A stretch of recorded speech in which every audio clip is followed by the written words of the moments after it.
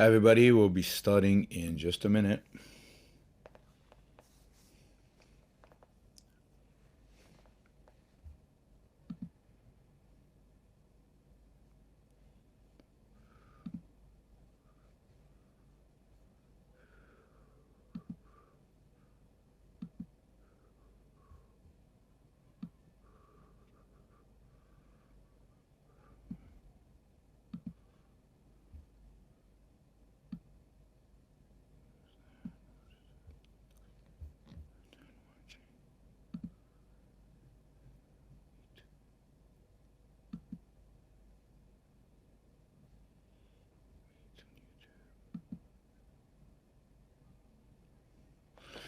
All right. Good afternoon, everybody. It's afternoon, at least here in London. I'm in London again. This time, very quick trip. I'm here until tomorrow. So thanks for joining me. I know not a very convenient time for you guys watching live in the United States. It's the middle of the workday, so I'm not sure what you're doing. And if you're in Europe, it's kind of the end of the workday. Aren't you supposed to be working? I guess mainland Europe, it's already 5 o'clock, so maybe some of you are catching this already at home after work. Oh, but thanks for watching live. I'll be keeping track a little bit of Facebook and YouTube. So here I am in London, not doing any events here, so not too worried about Antifa. I don't think they know where I'm staying.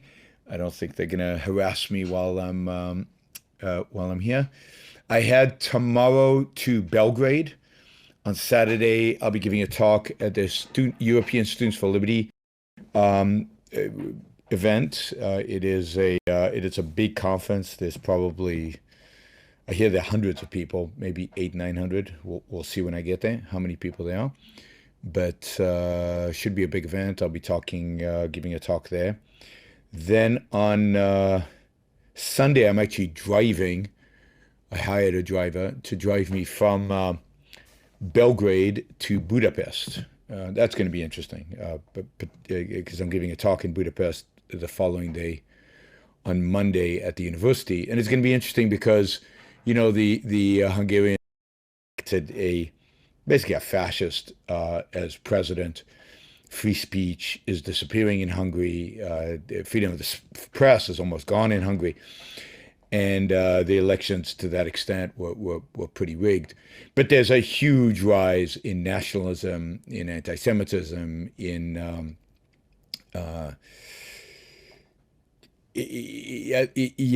the oppression of freedom in Hungary. So it'll be interesting to speak at a place that is going through that transition. It'll be interesting to talk to students there and see what they think. So I'll be speaking there. Um, I'll be speaking there Monday. Good morning, Pam. Not morning over here. It's afternoon. I'm in London. This is my London background, right? If you watch my post-Antifa videos, this was the background then. I'm staying at the same hotel. Then let's see, that's Monday. Tuesday I will be in Kiev. Tuesday, Wednesday, giving talks in Kiev. Friday, giving talks in Tbilisi. Maybe Saturday as well, and then I fly back home. All right, today I want to talk about five topics I've got down. We'll see how many of them we get to. I want to talk about Zuckerberg, testimony in front of Congress. I haven't looked closely at what he actually said, so we're not going to talk about that, but just the principle of it. We're going to talk about rising deficits. Reports out this week about given spending, given taxes, what to expect in terms of government deficits this year and in the years to come. I want to talk about Syria and what we can expect or not expect a little bit because I've talked a lot about Syria, so I don't want to talk too much about that. We'll talk about Backpage being taken down by the feds, and so we'll talk about that. And all right, I'm gonna pause here. Yep. And then we are going to talk about the what's going on in the Gaza Strip with Israel. The New York Times condemning Israel for what is going on its border with Gaza, and we'll be discussing that, what it means, what it is. What the hell is the video doing? That's weird.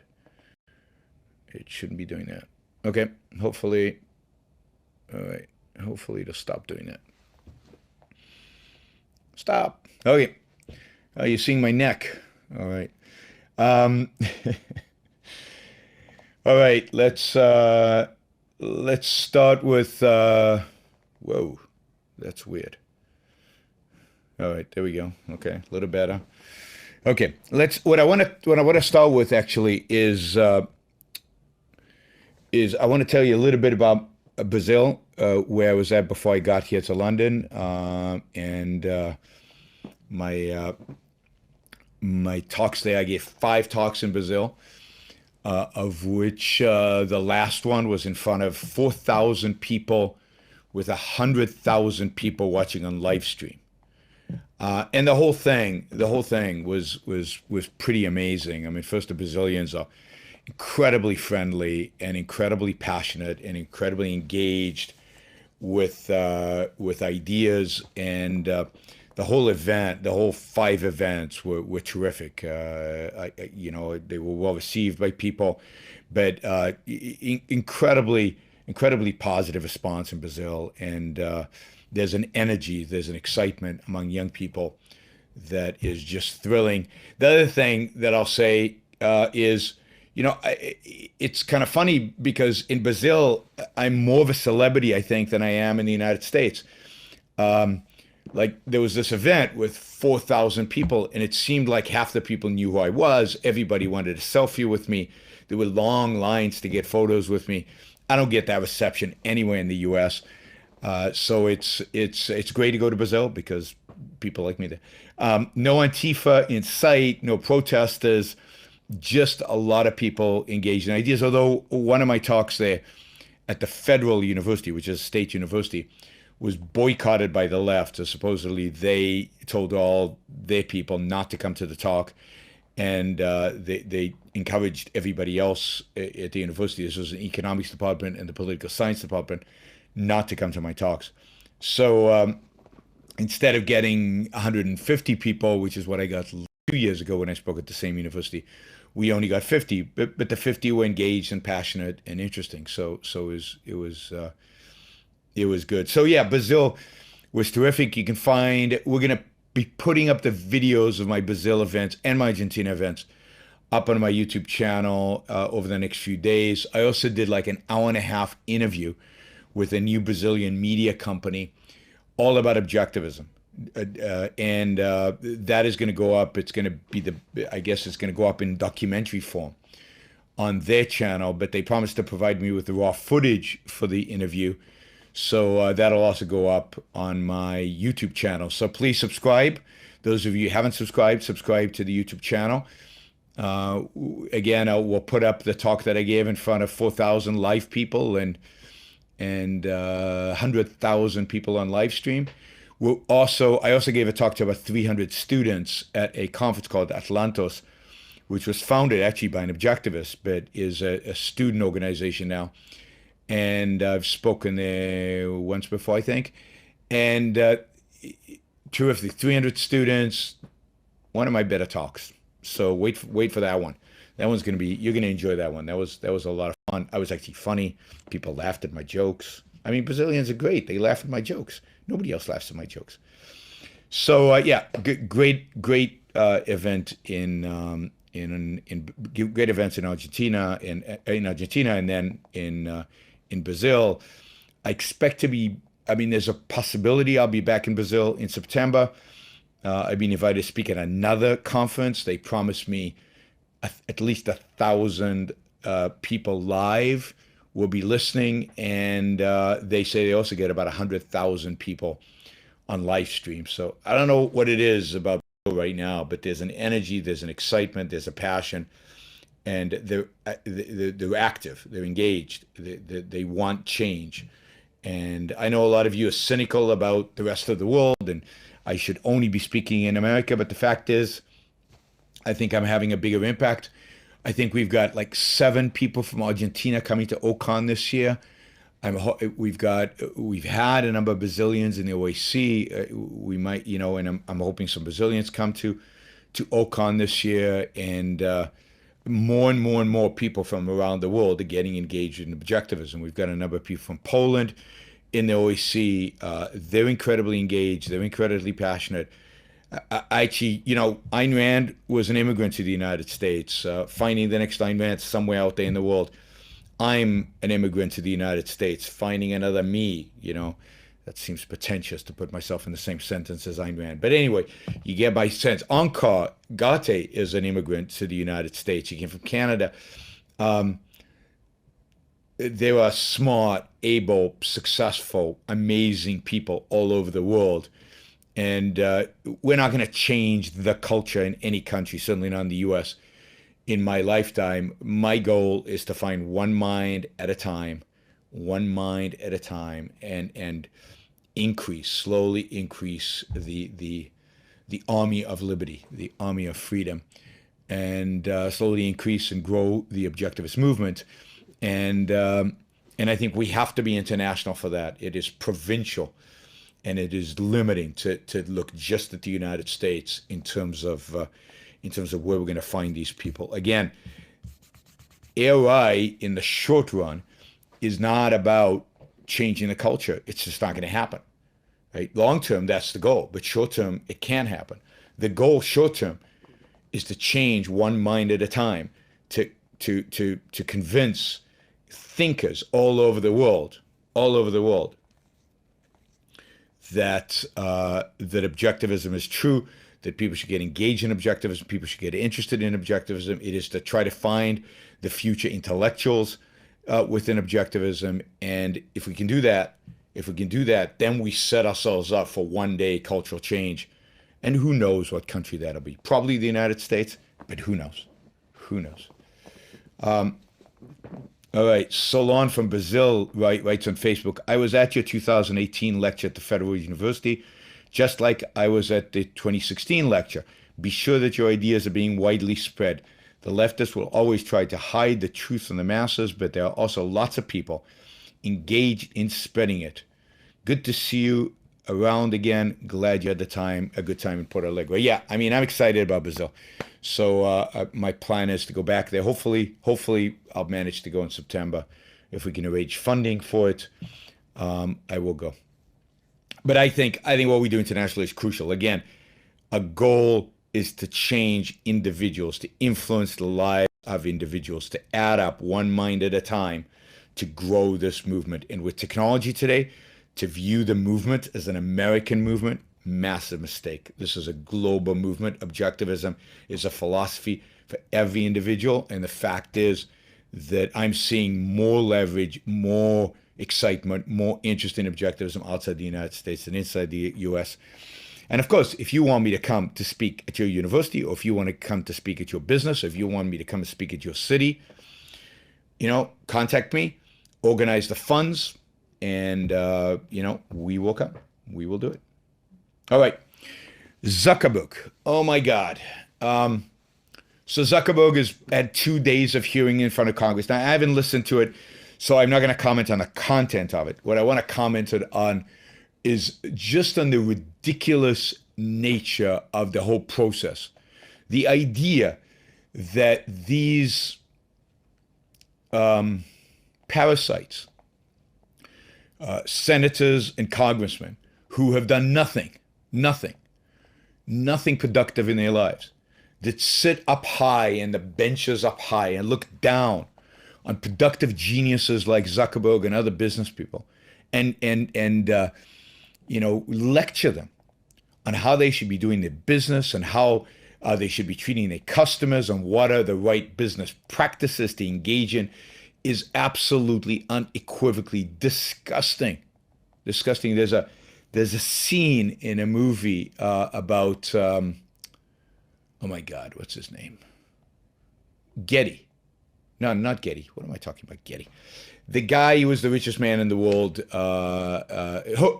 and was crazy and was secluded in his thing in his suite in Vegas. What's the name of that guy? Come on, somebody out there, help me out here. Nobody's helping me out there. And there was a movie about him with. All right, I'm losing it, people. Howard Hughes. Thank you, Stuart. I knew somebody would come through. And who played Howard Hughes in the movie? Who played Howard? And what was the movie with Howard Hughes? But there was a great movie where Howard Hughes is is basically lecturing Congress. It was called The Aviator. It's a fabulous movie, and not Hugh Hefner, Howard Hughes, Hugh Hefner. Leonardo DiCaprio plays it and he lectures. It's the best scene in the movie, and it's one of the best scenes in any modern movie. He basically lectures Congress on how they, how dare they challenge him. He is winning the war, and who the hell are they? And it's fabulous. Well, I would love to see one of these businesses stand up and say, "What the hell have you done? Thieving little nobodies. All you do is spend other people's money, spend it with no regards for its value, spend it like there is no tomorrow. You're spending not only our money, you're spending future generations' money. You're going to enslave. You're moving towards enslaving future generations to the state because they're going to owe so much money.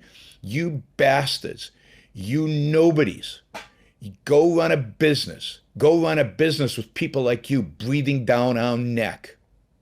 I mean, oh my God, the idea, there is nothing more despicable than congressmen and senators lecturing businessmen. I mean, this happened, if you go back to 1913, this happened in the famous hearings where they brought J.P. Morgan in front of them and lambasted him for what?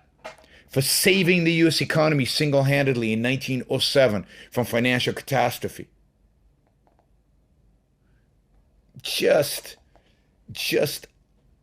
I mean, these people, and of course, what was the outcome of that? What was the outcome of the 1913 hearings? Where J.P. Morgan was dragged in front of Congress, insulted. We're talking about the greatest financier maybe in human history. We're talking about a guy who single-handedly saved the U.S. economy in 1907. We're talking about a man who funded almost every major industry out there, including Thomas Edison, who couldn't get a loan from anybody. We're talking about a man that changed America, that is more responsible for the wealth that we have today, the accumulated wealth, than any probably other human being on the planet in history. And he's dragged in front of Congress to be lectured to by a bunch of nobodies. And they were just as, not as bad in 1913, they're worse today, but the principle was just as bad. People who spend other people's money with absolutely no regard, who regulate, who control, who are power-lusting little creeps. That's what I think of Congress. And Republicans, Democrats, should have seen Republicans go after Facebook. If you still think Republicans represent any, I don't know where you're living. I don't know where you live. In 1913, the result was what? The result was the establishment of the Federal Reserve. The result was ultimately the capitulation of J.P. Morgan and his acceptance of the fact that government was going to regulate his business, which it was money, take away the ability of banks to print their own money. He completely, after these hearings, completely gave in, completely surrendered, and what you got was the establishment of the Federal Reserve with J.P. Morgan and other bankers' agreement. Basically, what you got is the nationalization of the banking system. You got the nationalization of money. You got the nationalization. You created the most powerful financial institution in American history that has done nothing but create instability and inflation and devastation and slower productivity growth and slower economic growth and has made us poorer than we should be, the Federal Reserve. And now,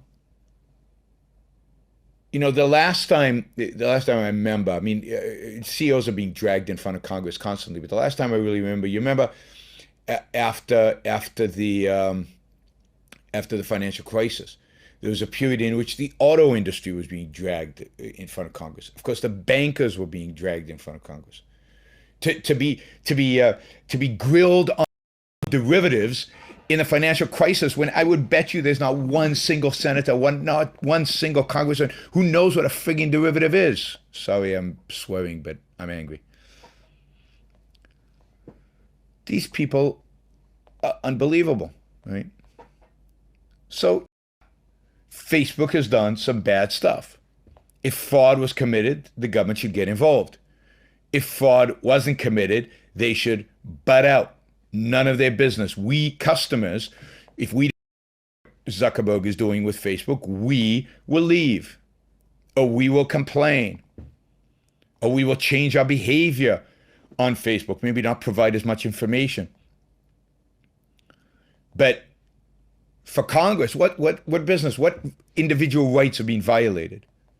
The Congress needs to intervene. Again, if there was fraud committed, if Facebook illegally or by committing fraud transferred information to some third party that it did not have a right to do so, then the FBI and the police should be involved. Congress has no business here. It's going to be the result. The result is going to be the regulation of social media. The result is going to be the same result as we saw with bankers, where the result was Dodd-Frank, the same result as we saw with J.P. Morgan, which was the establishment of the Federal Reserve. And really what happened with the auto industry is we got auto bailouts as a result. So massive government injection and interference into private contracts and private relationships. It's just despicable. And I can't think of anything. I mean, there's a lot of things that make me mad in the political system. There's a lot of things, obviously, that Trump has done that make me mad. There's a lot of things this Congress does that make me mad. But one of the greatest injustices, one of the greatest just visually disturbing things is to watch a brilliant CEO, which Zuckerberg is, like him or dislike him, he's a brilliant CEO. A productive genius, somebody who's changed the world. I mean, think about how much time you're watching this on Facebook, how much time you spend on Facebook, how much impact what he has done has had on you.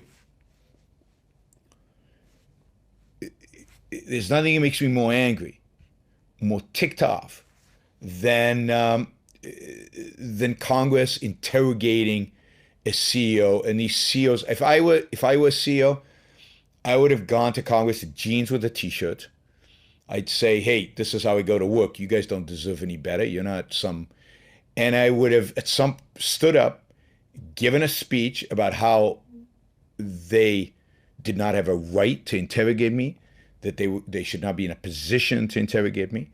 And I would have walked out and let them subpoena me. Let them use a subpoena to bring me in front of them. Let it be naked, the use of force. Somebody, Ian, says on Super Chats on YouTube, it reminds me of the communist trials in Congress, except they're doing the capitalist trials. Yeah, I mean, this is capitalist trials. That's right. But it's not even a trial because there's no pretense. There's no pretense of a trial here. They are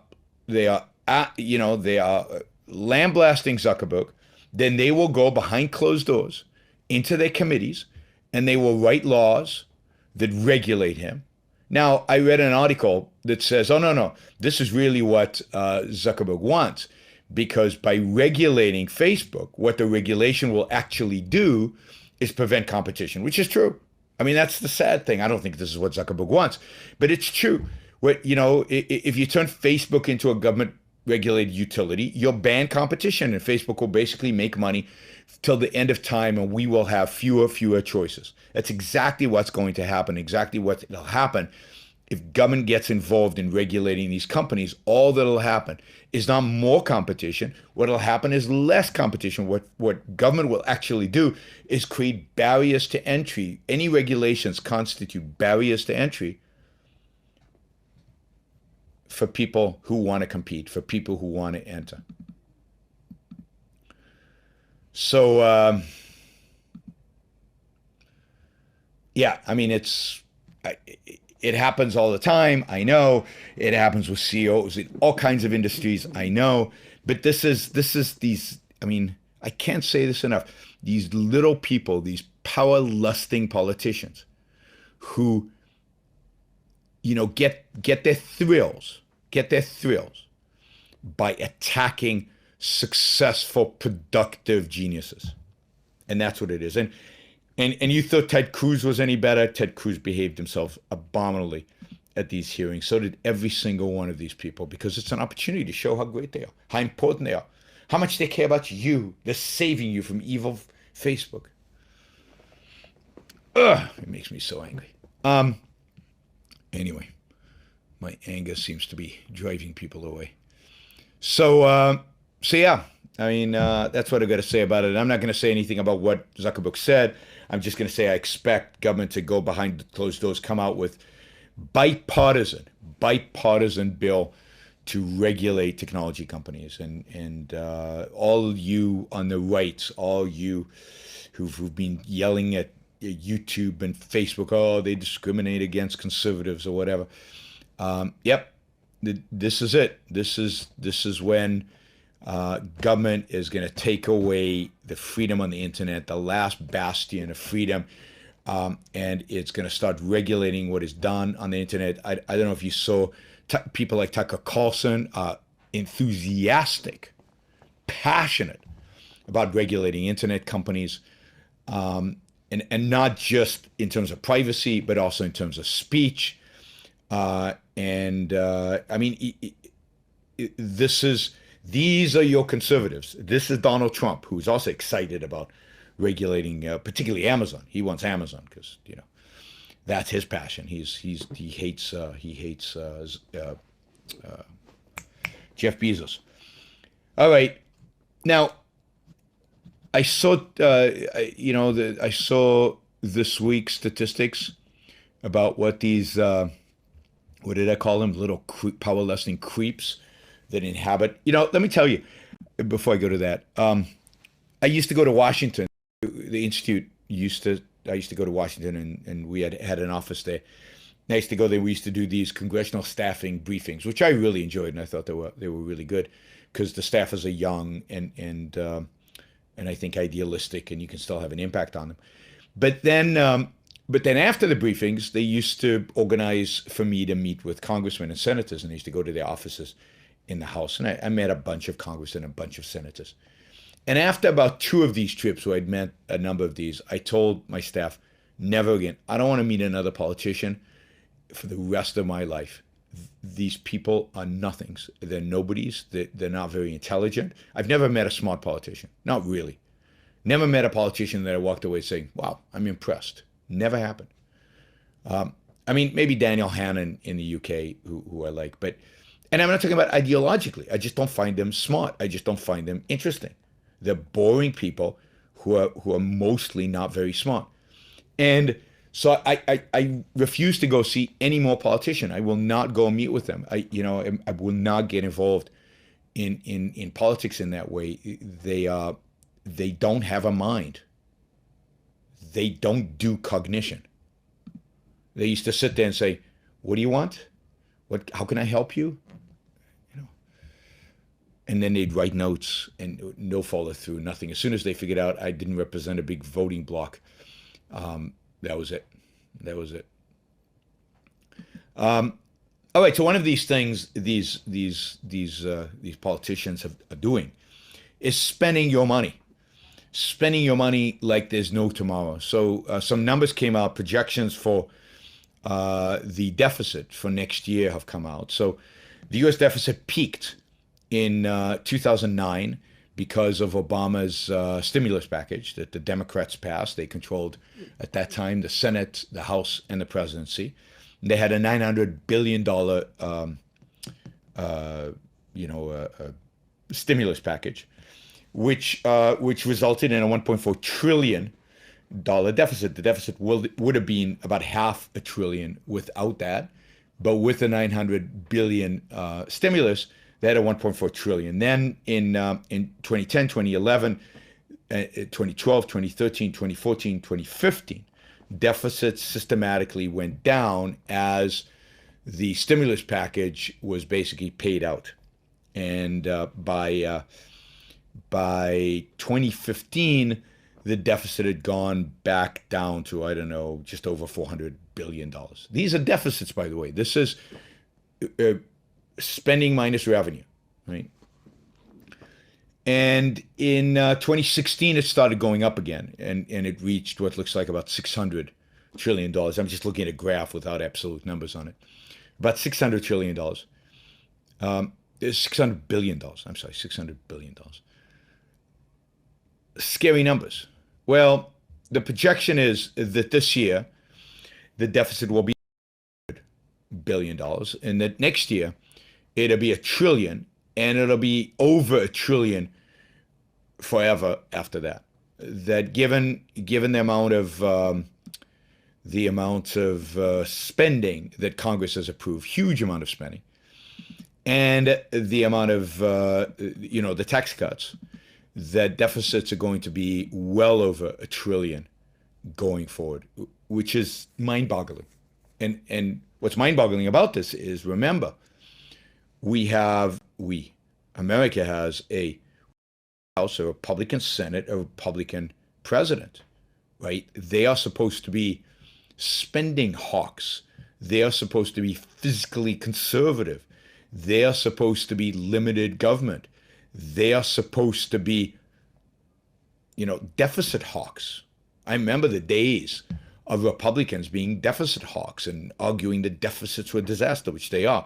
They result in dramatically slower economic growth. They mortgage our future for the present. They turn savings into consumption, savings into destruction.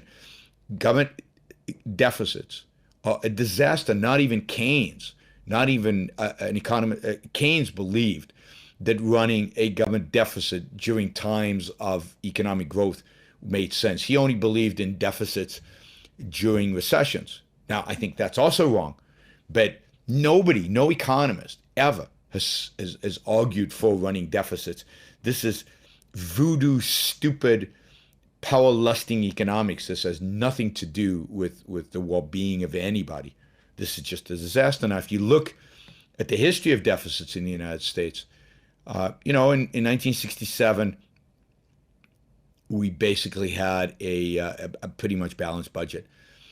Then in the early 70s, there was small, very small deficits. Then it started going up in the 70s. Then it exploded in relative terms under, guess what? A Republican president, Reagan. Then it shrunk under Bush a little bit, and then it went up under the early days of Clinton, and then it started going down significantly. And we actually had a surplus for 4 years. We had a surplus in the late 1990s under Bill Clinton, and I think 1 year under George Bush. And the primary reason we had a surplus is capital gains taxes, the dot-com bubble, all the money generated through taxation that way, but also because, and again, Democratic president, Republican House and Senate, or Republican House, I don't think they had the Senate, basically came to a spending deal that cut the growth of government spending. So actually, under Clinton, government spending shrunk as a percent of GDP. Government spending shrunk under Clinton as a percent of GDP. Some of the best year, the best year in terms of government spending as a percent of GDP was 1999, and that is a consequence of the deal that Clinton Republicans are good, not good. Republicans are a decent opposition party. They are a pathetic, horrible party when they control everything.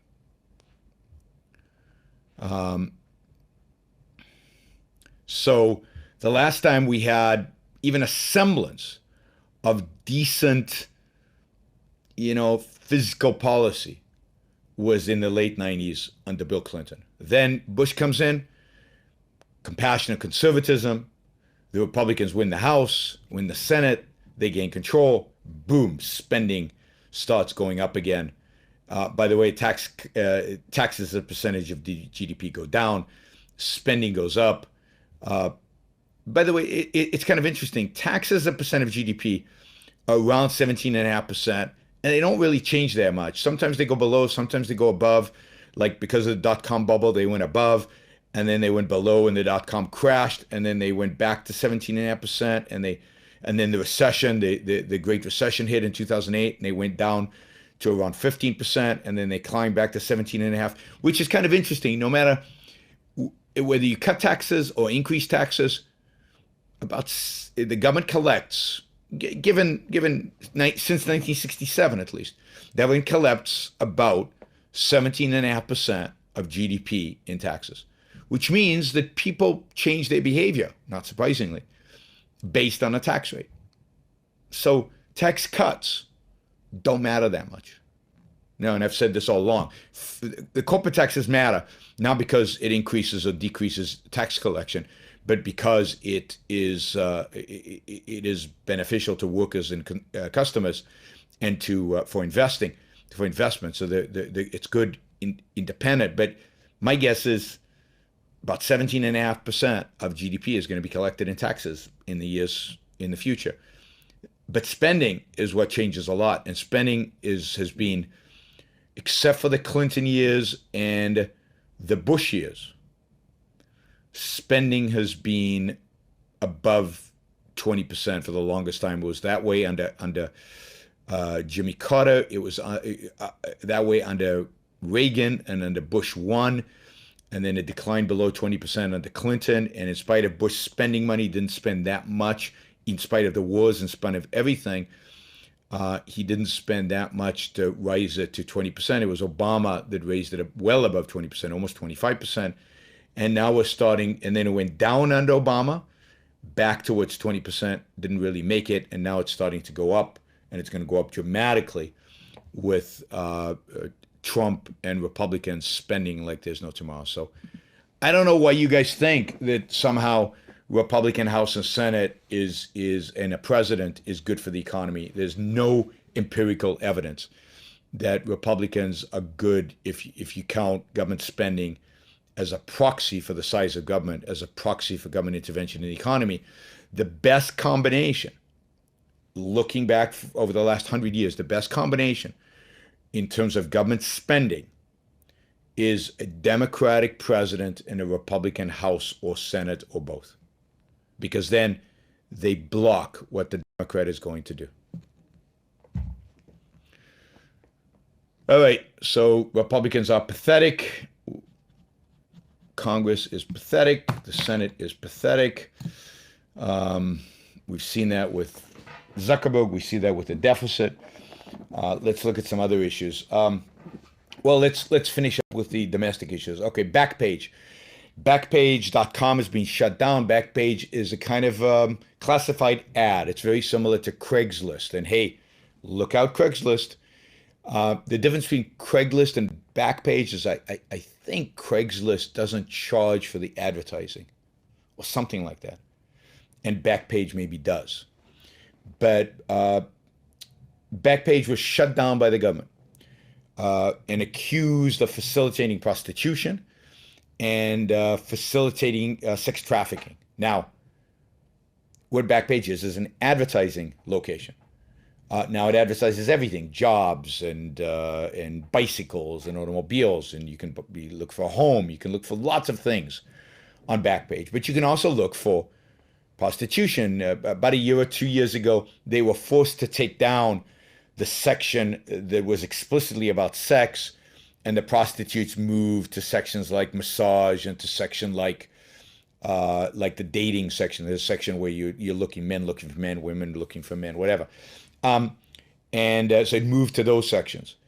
But yeah, prostitutes are going to advertise. Indeed, one could argue that the web has made prostitution a lot safer and a lot easier for the consumer, a lot better for the consumer. But of course, that's exactly what our government considers bad. Now, I'm not for prostitution. I don't like prostitution. I'm not, I don't support prostitution. But it's anybody's right to engage in it. It's none of anybody's business. There is no victim here. And for the government to shut down an advertising section because it advertises this kind of stuff in the claim that it facilitates prostitution. It's just disgusting and absurd. Somebody on the Facebook chat says Craigslist therapeutic ads, I guess that's where the prostitutes were posting, are now closed down. Not because Craigslist wanted to do it, but because I'm sure preemptively they did it to prevent the government from shutting them down.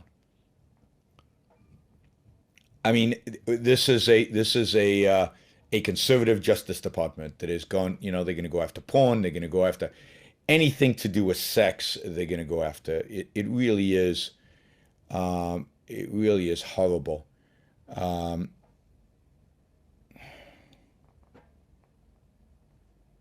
Yeah, I mean, somebody here says she's just opened a legit massage service, and because she has to advertise massages, and because there's no ability, in a sense, to separate out sexual massages from normal massages, the people who offer the sex are advertising in the regular massage advertising places because the government doesn't allow for the sexual massage advertising to exist. And as a consequence,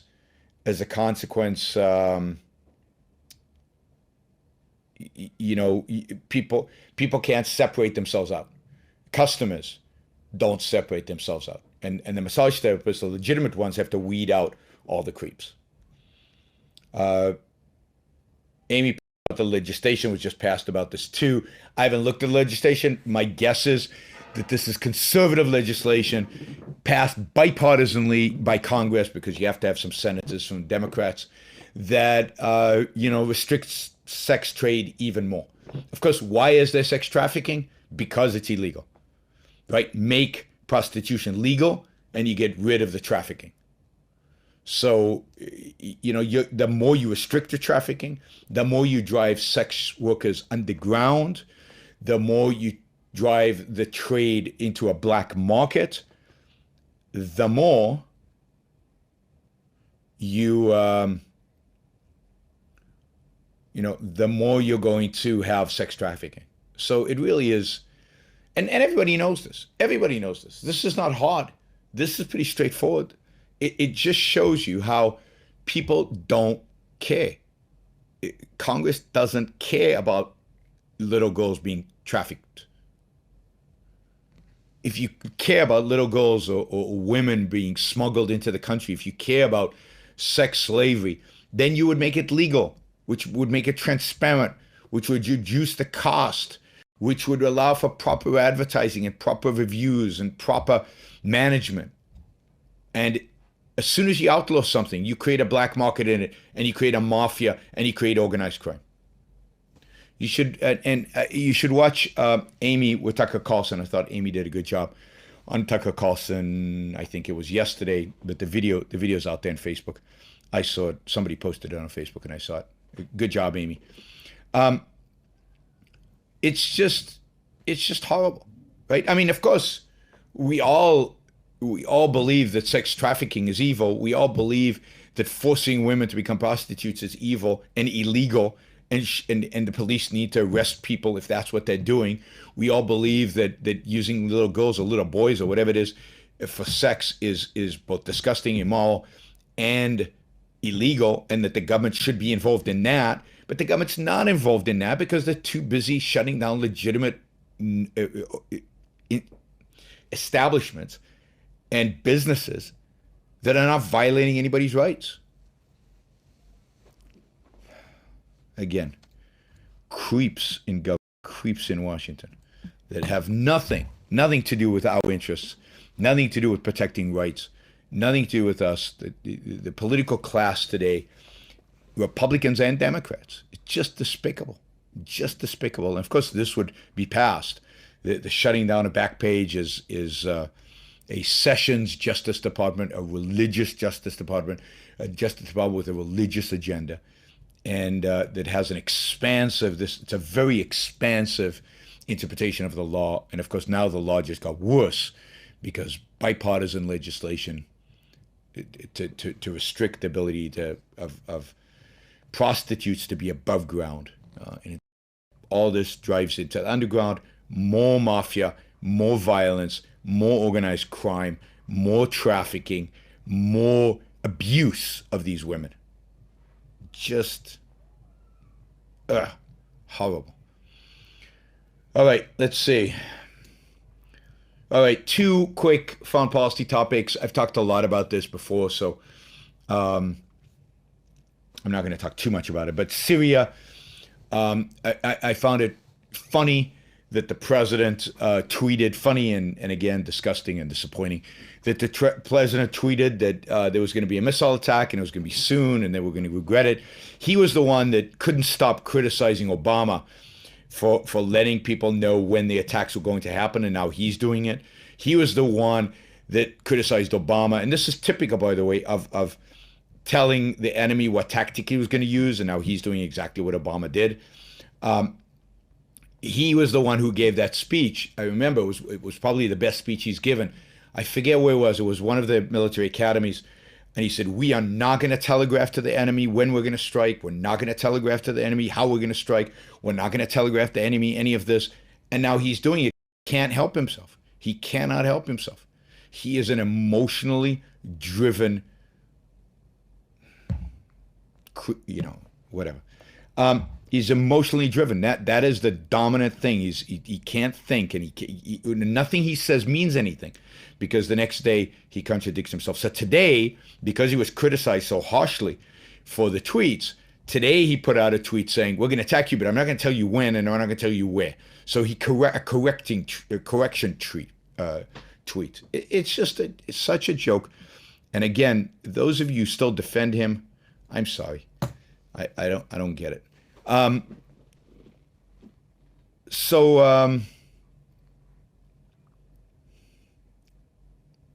It's should America do anything in Syria? No. As I said, gas attacks before, gas attacks are horrific, but what's going on in Syria, across Syria, is none of our business.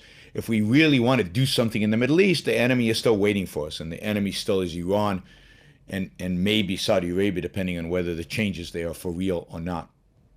But Syria in and of itself, there's no purpose. Now, the other thing that Trump has been tweeting about is tweeting against Putin. There's a change. His best buddy now, he doesn't like anymore. I don't know why. And by the way, I consider the poisoning of the Russian former spy in London far worse than, in terms of, because it's a direct attack on the soil of an ally, on the soil of a Western country, to what's going on in Syria. Syria, people are being slaughtered one way or the other. I mean, gas is a particular disgusting way to die, but people are being slaughtered one way or the other. But the fact that they use poison gas on a British soil is an act of war. I think Britain should have been much tougher, much tougher. I think the U.S. should have been much tougher with Russia over that. But maybe Trump is figuring out that Putin is our enemy. He's certainly not our friend. Whether he's our enemy or not, he's certainly not our friend, and he's not Trump's friend. And Trump was so complimentary for Putin throughout the campaign and the early part of his presidency. I wonder again what you Trump fans are thinking about this. Is this did Putin get worse? Did Trump change his mind, and that's okay? Was he making a really bad mistake then, and now is corrected? I'm just wondering what you guys think. Those of you who defend Trump, no matter what he does, or was he an idiot then, and he's an idiot now, which I think is the right answer.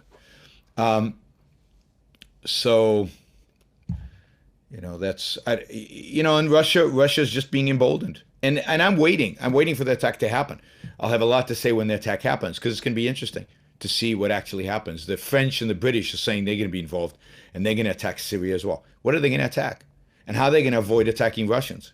Now, it turns out, by the way, just as an aside, related to this, that Israel has been attacking Iranian bases all over Syria all the time. And it was just revealed recently, I think, by, I can't remember, maybe a Russian newspaper. But I think it's true. Israel is actually fighting the proper fight, which is against Iran. And it's been attacking Iranian bases within Syria constantly and ruthlessly. And of course, the Syrians don't want you to know that because they don't want you to know how cowardly they are. And the Russians, I think, at the end of the day, don't want you to know it because at the end of the day, they are supposedly the protectorates of Syrian territory, and now Israel is doing what it wants in Syria, at least to some extent. It's really interesting. It's real. I think the West should just leave it to Israel. And not only leave it to Israel, give Israel a thumbs up, give Israel a carte blanche to go to do whatever's necessary in Syria that it believes are in its self-interest. Because whatever's in Israel's self-interest in Syria is also in the West's self-interest in Syria. Somebody's asking, do you think, Lester is asking, do you think Saudi Arabia change is real? I don't know. I think it's interesting. I think it might be real because of the number of clerics that are in jail, the number of people who are known supporters of terrorism, who have had their kind of knees broken in a sense or been chopped down to size. The fact that the new crown prince has declared that Israel has a right to exist as a Jewish state. All of that is a sign that maybe this change is actually real. Hard for me to say definitively. We'll have to wait and see. Changes are going to come slowly to Saudi Arabia. I don't think the population is ready for big changes, immediate changes.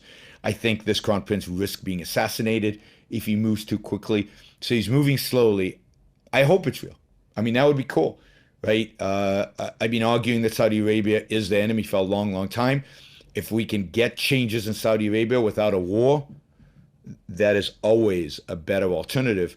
It should have been done in 2001 too, but better that it happen now than it not happen at all. And I hope that everybody is protecting this guy, including the CIA and Israeli intelligence, are protecting him for now because he's on the top assassination list of every terrorist organization out there, Islamic terrorist organization out there. So hopefully he's being protected, and then we'll see what happens. I mean, would he come to Jerusalem in a Sadat-like gesture?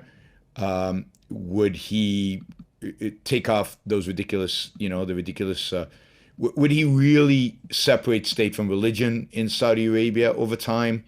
Who knows? He's very young. He's very ambitious. This might go, and might take a decade to find out if it's real. Okay, if you were given total control of the U.S. military, what would you do now in this situation? Wow. I mean, I would basically annul the treaty with Iran, tell them that they had 48 hours or a week or whatever to prove that they have dismantled the nuclear weapons.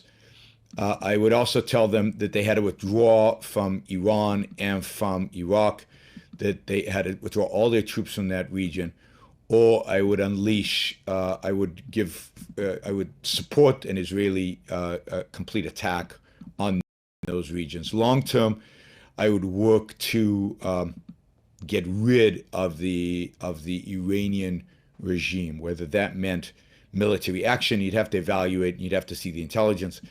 or whether that means supporting some kind of internal revolution. But I would set a target for a year or two to eliminate the regime, to replace the regime in Iran, whether it be militarily or through other means. That's what I would do.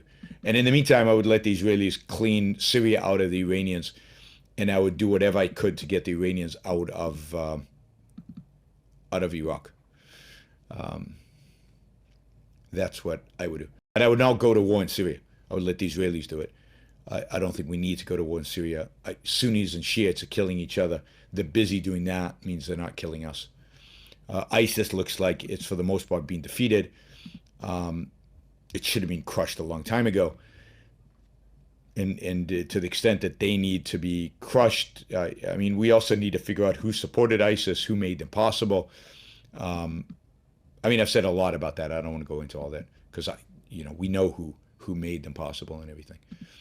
All right, last topic is this opinion piece. It's an opinion piece by the New York Times, of course, about Gaza. So let's do a little bit of history here about Gaza. So Israel occupied Gaza until, I can't remember the date, but sometime in the mid 2000s. From 1967 until the mid 2000s, Israel had occupied Gaza. Gaza went through a really horrific intifada where they, during the late 90s and early 2000s, sent in suicide bombers into Israel regularly that blew themselves up, that blew up restaurants, that killed hundreds of Israelis. Now, hundreds of Israelis in a small country in Israel is tens of thousands in America. So they were having a 9/11 during that period pretty much every couple of months, the equivalent of, so in terms of the proportion of the population. Arik Sharon, in a moment of weakness, in my view, decided to withdraw from Gaza unilaterally and evacuate all the settlements, the Jewish settlements that were in Gaza, instead of protecting it. So ultimately, the Intifada was suppressed. But then the decision was made to leave Gaza and basically leave it to the Palestinians completely, to evacuate all the troops, all the settlers, everything. And they did forcibly do that in the mid 2000s, force the settlers out of Gaza and evacuate all the troops from Gaza. That led, following that, George W. Bush kind of forced an election in the name of bringing democracy to the Arab world, forced an election in the Palestinian Authority, which Israel was willing to go ahead with if Hamas did not participate. Bush forced them to accept Hamas. Hamas won the election to the shock of everybody. It didn't shock me at all. I predicted it. And Hamas basically took over. Now, Hamas was rejected by the Palestinians in the West Bank, or by the PLO, the Palestinian Liberation Organization. They kicked Hamas out of the West Bank, and they took over political control of the West Bank. But in Gaza, Hamas basically took complete control over the Gaza Strip and has run it basically since the late 2000s till today, so for over 10 years. It has oppressed its people. There is no economy there.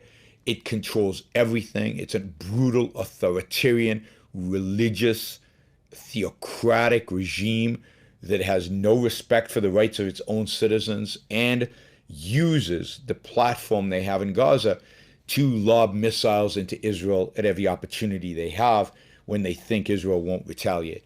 Once in a while, Israel retaliates, they exchange bombs, then there's a ceasefire and it stops, just waiting for another few years until it starts up again. Hamas has also built tunnels into Israel in order to try to infiltrate Israel to start up their terrorist activities again. This is a area run by Islamic terrorists. This is an organization dedicated in every aspect of its existence to the annihilation of the state of Israel. This is a state. Gaza is a country, now a Palestinian state that is dedicated to the destruction of Israel and will do everything to destroy Israel. And Israel, as a consequence, has embargoed it. They won't let supplies go through from Israel into the Gaza Strip. There were periods where they did let the supplies go through. After every one of these wars, the border opens up a little bit. It turns out that those supplies are used to build tunnels, like they send concrete and stuff like that in Those supplies are all used to build tunnels to attack Israel. They let in food. That food is distributed to the higher-ups in the Hamas, and everybody is left alone. Israel has been pathetically weak and pathetically compromising and pathetically, just in the way it's engaged in war. It has not gone after the political leaders of Hamas. It has not destroyed Hamas. It has not gone in there with ground troops to clean the place out from Hamas fighters. It has let them grow. It has emboldened them. It has let them become more aggressive. It has let them build tunnels. And by the way, which nobody reports, Gaza has no electric power plants, so no functioning electric plants, and no power plants that could supply Gaza with electricity. So where does Gaza get its electricity? Not from Egypt, right? Egypt has a border with the Gaza Strip. Egypt doesn't want to have anything to do with them because Hamas supports the overthrow of the current presidents of Israel, of Egypt. Hamas is in alliance with ISIS and Al Qaeda to try to destabilize Egypt, to try to hand Egypt back to the hands of the Muslim Brotherhood. So Egypt will with Hamas. Egypt, an Arab country, actually blocks its borders from bringing in supplies because they know that the stronger Hamas is, the more they will support the overthrow of the current regime in Cairo. But where do they get their electricity? Where do they get their water? Gaza is in the desert. It has no water. Israel supplies both.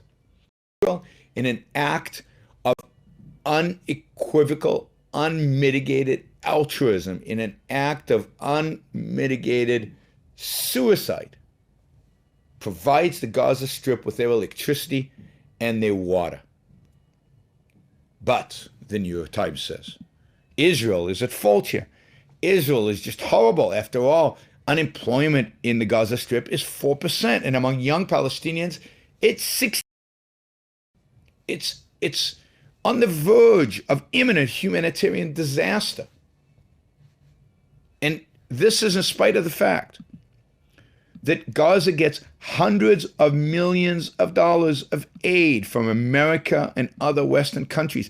Hundreds of millions of dollars, not to mention the money they get from Iran and Saudi Arabia. Hundreds of millions. And it's on the verge of humanitarian disaster. And it's all Israel's fault. It's all Israel's fault because they closed the border and they don't supply them with the goods. Maybe Israel should hand over arms to Hamas. That would please, I think, the New York Times and everybody, all the ultras out there. Israel should love its enemy, turn the other cheek, love its enemy, turn the other cheek, hand over weaponry to Hamas. Then it would be fair. Then it would be sacrificial. Then Israel would be applauded by the world.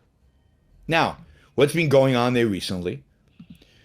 Thousands of people, tens of thousands, have gathered along the fence which separates Gaza from Israel, because Gaza has fenced in the Palestinians because they keep coming into Israel to blow stuff up. And people compare this to the American-Mexican border. I mean, it's really disgusting. It really is. That comparison is disgusting. Mexicans are not coming into this country to blow little children up. Mexicans do not blow restaurants up. Mexicans do not come to this country to destroy America. Central Americans are not coming to this country and committing terrorism. A tiny percentage of them might be violent criminals, but the reason they can get in is because we don't have proper legal immigration. If we had proper legal immigration, you wouldn't have illegal immigrants. Anyway, let's not go there. But to compare the two is absurd. Gaza is an enemy of Israel. Mexico is not an enemy of the United States. So what they want to do, what the Palestinians want to do, is they want to walk into Israel. They just want to walk into Israel. They figure if they can get hundreds of thousands of Palestinians to start walking, then Israel will either have to shoot many of them, and that'll be great for the Palestinians because then they'll get a public relations hit out of it. The New York Times will rally to support them, and maybe much of Europe will rally to support them, and the United Nations, of course. Or, if the Israelis don't shoot, then the Palestinians will just walk into Israel and do whatever the hell they want in there. And they are encouraging them to do so. They expect a massive demonstration on May 15th, which is the date that supposedly celebrates Israeli independence, which the Arabs called the Nakba, which is the catastrophe, when 750,000 Palestinians fled and some were driven out of their homes in what is now Israel. Get over it, people. You lost that war. You started it. You lost it. You suffer the consequences. Find other homes. You're not coming back to Israel. And so they're starting to just walk. What is Israel supposed to do? Well, they've been shooting them. And 17 Palestinians have been killed at the border fence, including one journalist, as if Israeli army can tell from a distance who's a journalist and who isn't. The fault of the journalist's death is on the Palestinians, who are provoking this response from Israel. Now, to some extent, this is Israel's fault, because Israel should reoccupy the Gaza Strip and completely dismantle Hamas. The fact that it doesn't sets itself up for this nonsense, for these kind of things. And the New York Times basically siding with the Palestinians, which is just despicable. And they even say they're competing videos. They said competing videos. Some videos show Hamas fighters shooting at Israeli forces while other Palestinians were hurling stones, tossing Molotov cocktails, and rolling burning tires at the fence.